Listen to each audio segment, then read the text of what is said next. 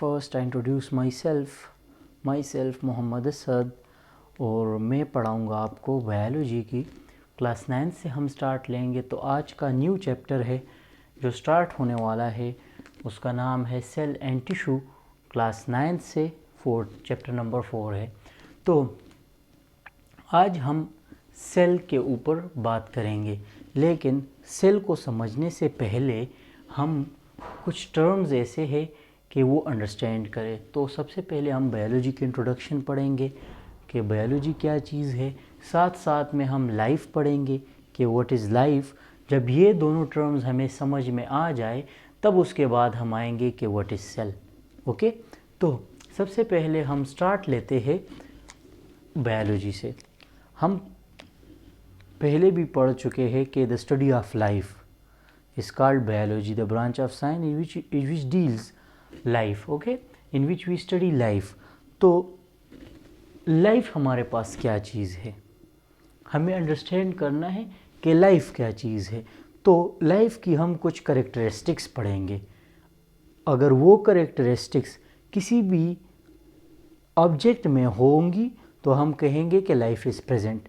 Otherwise अगर उसमें से कुछ करेक्टरिस्टिक यानी उनमें से एक करेक्टर भी किसी भी ऑब्जेक्ट में ना पाया जाए तो हम कहेंगे कि लाइफ इज़ नॉट प्रेजेंट, यानी ये लाइफ नहीं होगी।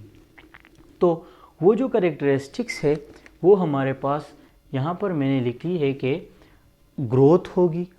ओके, लाइफ की एक प्रॉपर्टी क्या है, एक करेक्टर क्या है कि ग्रोथ होगी उसमें, उसके साथ साथ मूवमेंट होगी, उसके साथ साथ लोकोमोशन होगी, रिप्रोडक्शन होगी, कंटिन्यूस चेंजेस will occur, और वक्त गुजरने के साथ साथ बॉडी में चेंजेस आएगी, यानी किसी भी ऑब्जेक्ट में चेंजेस आएगी, और उसके साथ साथ प्रोसीडिंग डेथ और एक एजिंग प्रोसेस भी होगा, यानी बहुत वक्त गुजरने के साथ साथ उसमें एजिंग प्रोसेस भी आएगी, यानी डेथ भी होगा उस ऑब्जेक्ट का।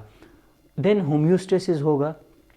अब इनमें जो टर्म है, ग्रोथ भी आपको पता है कि इंसान बढ़ोतरी करेगा, यानी लेंथ वाइज भी उसका इंक्रीज़ होगा कि, और वेट भी उसका इंक्रीज़ होगा।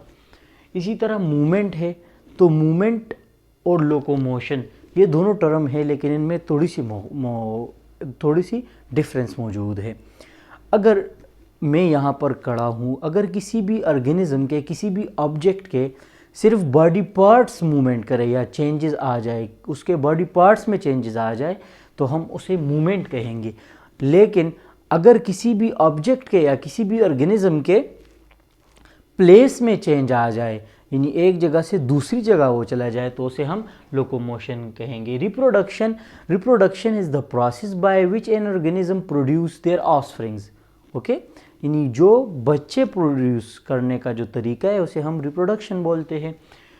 और उसके साथ साथ कंटिन्यूस चेंजेस विल अकर, तो उसके साथ साथ चेंजेस भी होगी उस ऑब्जेक्ट में, ये करेक्टरिस्टिक्स है। फिर प्रोसीडिंग डेथ, तो डेथ भी वाकई होगा, यानी एक एजिंग डेवलपमेंट प्रोसेस मुकम्मल हो के फिर एजिंग प्रोसेस शुरू होगी और एट द एंड डेथ होगी।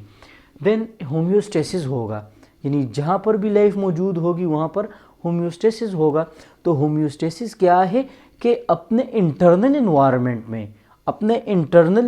में चेंजेस लाना किसी भी एक्सटर्नल स्टिमुलाई की वजह से, यानी if there is some external changes will occur, for example environment में टेम्परेचर राइज कर गया या टेम्परेचर डिक्रीज़ कर गया, तो जो रिस्पॉन्स देता है इंटरनल इन्वायरमेंट में से, जो रिस्पॉन्स देगा, जो ऑर्गेनिज्म उसे रिस्पॉन्स देगा, तो वो उसकी इंटरेक्शन को होम्योस्टेसिस बोलते हैं। उसके साथ साथ passing traits on to offsprings, और ये क्या करेगा कि ट्रेट्स बोलते हैं करेक्टर को। फॉर एग्जांपल मेरे जिस्म में हेयर कलर एक ट्रेट है, एक करेक्टर है, आई कलर एक करेक्टर है, उसी के साथ साथ स्किन कलर एक करेक्टर है। तो ये करेक्टर पासिंग ओवर करेगा, यानी लाइफ जिस चीज़ में मौजूद होगी वो करेक्टर पासिंग करेगा फ्रॉम पेरेंट टू ऑफस्प्रिंग्स, यानी वो जो पेरेंट्स होते हैं वो अपने बच्चों को वो ट्रेट मुंतकिल करेंगे, वो करेक्टर ट्रांसफ़र करेंगे। तो ये कुछ उसके साथ और भी है, तो ये कुछ प्रॉपर्टीज़ है। बाज़ दफ़ा हम लोग बोलते हैं कि लोकोमोशन तो प्लांट्स में नहीं होती और लोकोमोशन प्रॉपर्टी है लाइफ की, तो प्लांट्स में इधर हमारे पास लाइफ मौजूद ही नहीं है। नहीं, तो ये ऐसा नहीं है। अगर इनमें से कोई एक करेक्टर भी किसी ऑब्जेक्ट में पाया जाए तो हम कहेंगे कि लाइफ इज़ प्रेजेंट, यानी लाइफ वहाँ पर एग्जिस्ट कर रही है। तो यहाँ पर हमारे पास एक एनिमल में नहीं, हाँ यहाँ पर देख ले, अब यहाँ पर ग्रोथ भी होगी, यानी ये सारे मूवमेंट भी होगी, लोकोमोशन भी होगी, लेकिन यहाँ पर एक्सेप्शन है। ओके, यहाँ पर प्लांट की केस में क्या है, एक्सेप्शन है, क्योंकि इसमें तो लोकोमोशन नहीं होती, locomotion is not present. But locomotion तो नहीं है, लेकिन ये सारे प्रॉपर्टीज़ तो मौजूद है ना, उसके साथ साथ हमारे पास क्या, ये सारी प्रॉपर्टीज़ तो प्लांट में मौजूद है ना। होम्योस्टेसिस भी प्लांट करता है, ट्रांसफ़र ऑफ ट्रेड भी करता है, इसी के साथ साथ मूवमेंट भी करता है। तो ये करेक्टरिस्टिक्स है, तो इस वजह से हम कहेंगे कि दोनों में क्या है, हमारे पास लाइफ एग्जिस्ट कर रही है। बाकी हम आते हैं सेल के ऊपर। हमने अंडरस्टैंड किया कि लाइफ की कुछ करेक्टरिस्टिक्स होगी, बायोलॉजी को अंडरस्टैंड किया। अब हम आते हैं सेल के ऊपर।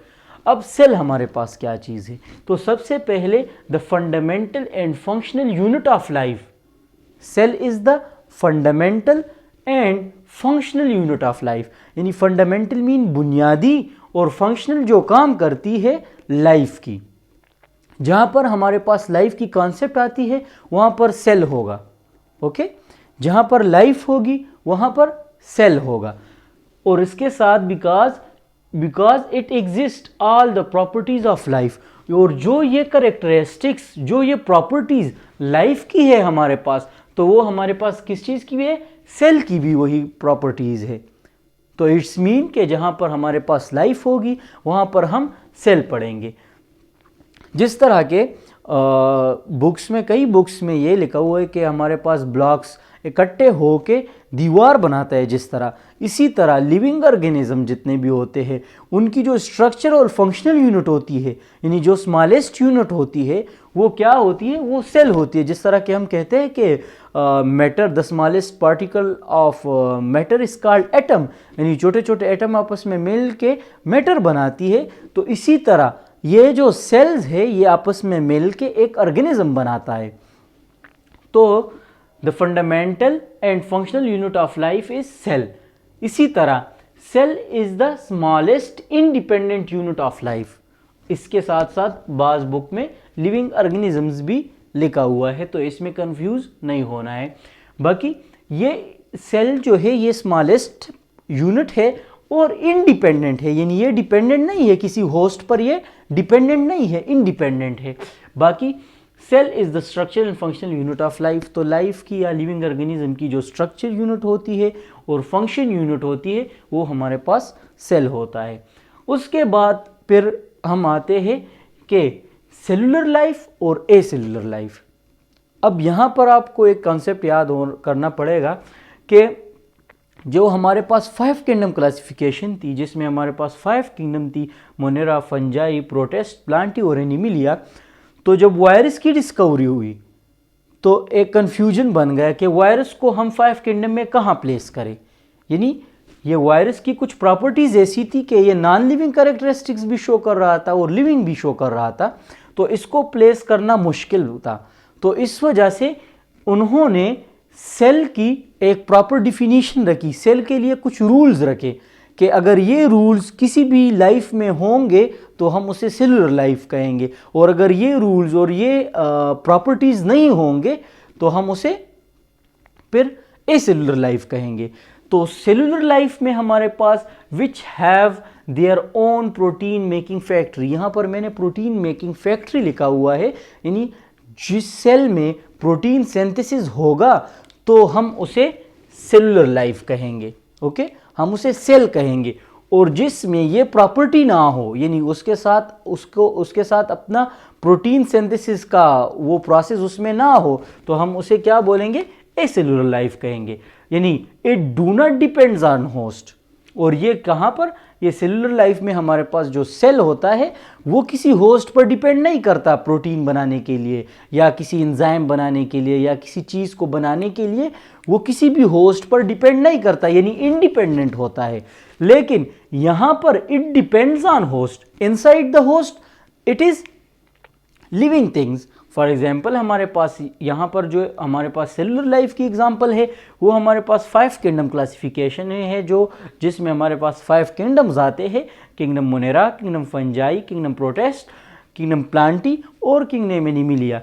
लेकिन यहाँ पर क्या है हमारे पास कि वायरस में कुछ प्रॉपर्टीज ऐसी होती है, यानी वायरस में डीएनए और आरएनए तो मौजूद है, वो रिप्रोडक्शन करता है, तो रिप्रोडक्शन जो रिप्रोडक्शन की प्रॉपर्टी है वो किस चीज़ की, वो लाइफ की भी प्रॉपर्टी है ना। यहाँ पर मैंने लिखा हुआ है कि रिप्रोडक्शन लाइफ की भी प्रॉपर्टी, तो लाइफ तो मौजूद है लेकिन हम सेल इसे नहीं कहेंगे, ओके। और सेल क्यों नहीं कहेंगे? क्योंकि इट डिपेंड्स ऑन होस्ट। जब ये होस्ट के अंदर होगा तब ही ये रिप्रोड्यूस करेगा, अदरवाइज जब ये होस्ट से बाहर होगा तो it is non living, okay. So it do not excrete, it do not respire, तो ये रिस्पायरेशन भी नहीं करता, एक्सक्रीशन भी नहीं करता। और इसके साथ साथ ये हमारे पास सेलुलर हो गया और एसेलुलर लाइफ हो गया। अब हम आते हैं, सेल हमारे पास यूनिसेलुलर भी होता है और मल्टीसेलुलर भी होता है। अब यूनिसेलुलर किसे कहते हैं और मल्टीसेलुलर किसे कहते हैं, okay. Uni mean one, uni mean हमारे पास क्या है, uni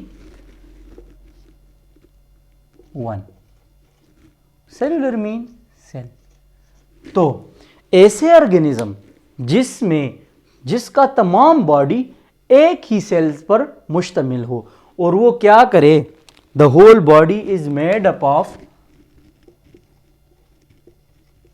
the whole body is made up of only one cell, okay.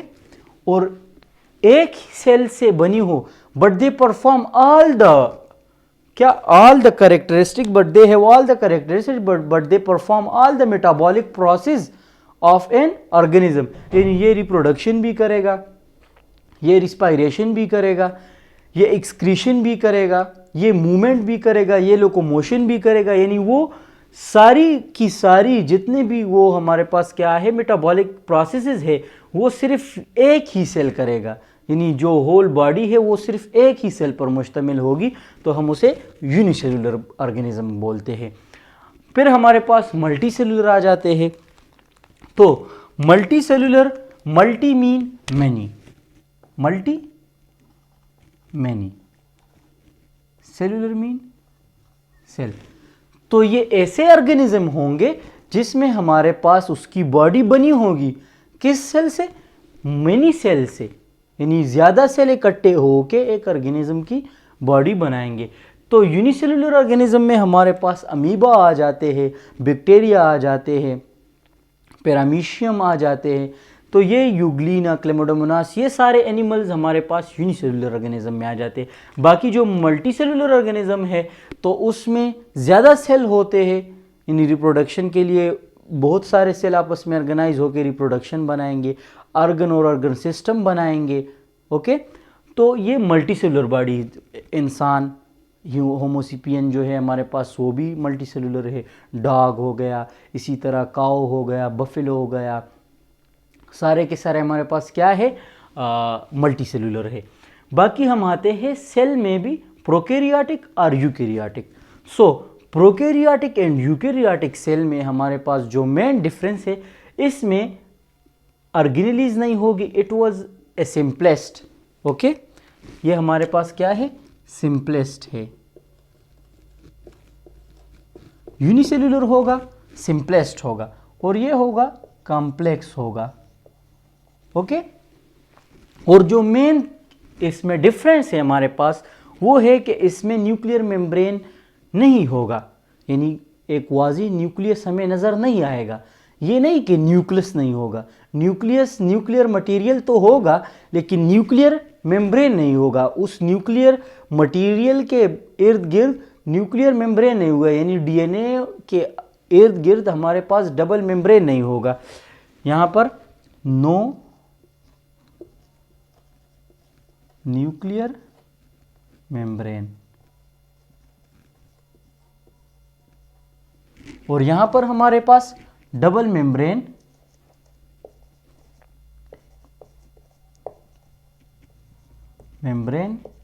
Is present. Okay, और यहां पर मैंने बैक्टीरिया का एक डायग्राम ऐड किया हुआ है। तो बैक्टीरिया में अगर आप देख ले तो ये हमारे पास क्या है, बैक्टीरिया में ये हमारे पास डीएनए है, डीएनए है हमारे पास। तो अगर डीएनए को देख ले तो डीएनए के इर्द गिर्द हमारे पास क्या, कोई मेम्ब्रेन नहीं है। और अगर यहाँ पर आप न्यूक्लियस देख ले, ये हमारे पास न्यूक्लियस है, तो यहाँ पर एक वाज़े न्यूक्लियस हमें नज़र आता है। और बाकी यहाँ पर देख ले ऑर्गेनेलीज, हमारे पास ज़्यादातर ऑर्गेनेलीज मौजूद है, लेकिन यहाँ पर ऑर्गेनेलीज नहीं है, यहाँ पर राइबोसोम्स है, सिर्फ ये राइबोसोम्स है, राइबोसोम्स है, और यहाँ पर ऑर्गेनेलीज होंगे। तो इस चैप्टर में हम एक जनरल सेल लेंगे। ये तो था सेल के बारे में, कुछ इंट्रोडक्शन था।